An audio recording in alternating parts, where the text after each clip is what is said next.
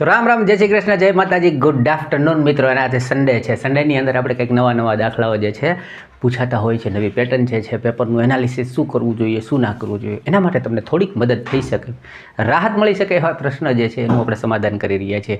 એમાં હવે આ ટાઈપના પ્રશ્ન જે છે એ નવા આપણને જોવા મળેલા, જે ગ્રેજ્યુએશન લેવલની એનટીપીસીની પરીક્ષા આવી એમાં એણે આ પેટર્ન લીધી હતી, તો હવે આના અંદર પણ આ સ્ટાર્ટ કરી રહ્યા છે.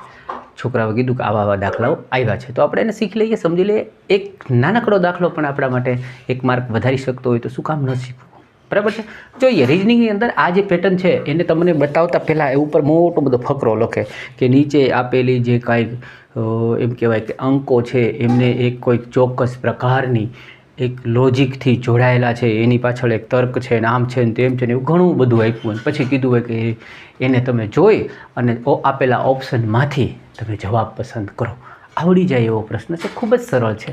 જુઓ જોઈએ તમને શું લાગે છે, બરાબર. કોશિશ કરીએ આપણે બધા થઈને કે આ પ્રશ્ન જે છે એનું સમાધાન મેળવી શકાય. તમે ટ્રાય કરો જોઈએ કે ભાઈ એવું શું છે કે આ જે છે પહેલાં તો આપણે એનાલોજીની અંદર શું આવતું, બબે આવે અહીંયા 7 ને 14 હોય, પછી એની જેવું જોડકું. હવે આ લોકો છે ને 4-4નું જોડકું લઈ આવ્યા, તો તમને શું લાગે છે આના અંદર શું હોઈ શકે એવું થોડુંક કોશિશ કરીએ કે ભાઈ આ 11 છે, 14 છે, 8 છે, 17 છે, એને પાછું આના સાથે સંબંધ છે 12 છે, 15 છે, 9 છે, 18 છે. તો અહીંયા હવે આમાંથી કયું જોડકું આવે, તમે ટ્રાય કરો જી. શું વિચારાય છે, શું લાગે છે તમને કે આ પ્રશ્નમાં શું હોઈ શકે, બરાબર છે.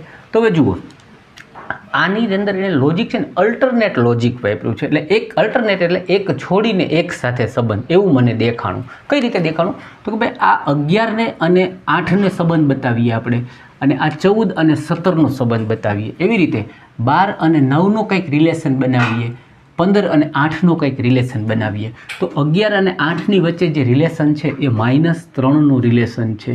એવી જ રીતે અહીંયા 12 અને 9માં તો કે -3નું રિલેશન છે. ઉપર જોઈએ 14 અને 17 તો કે +3 +3નો સંબંધ જોવા મળે છે.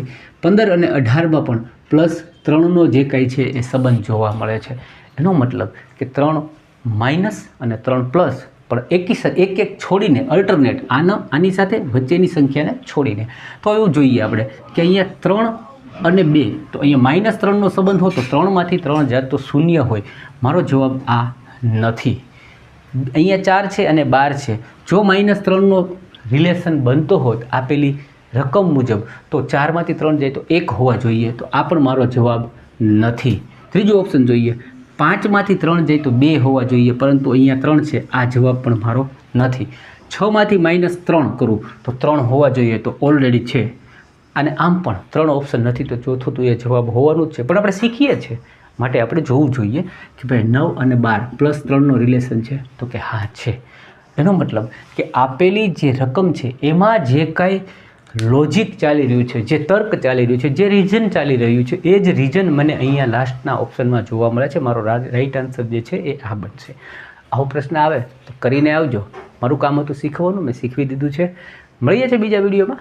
ત્યાં સુધી તમે લાઈક કરી દો, નવા હોય તો સબસ્ક્રાઈબ કરી દો. આવજો.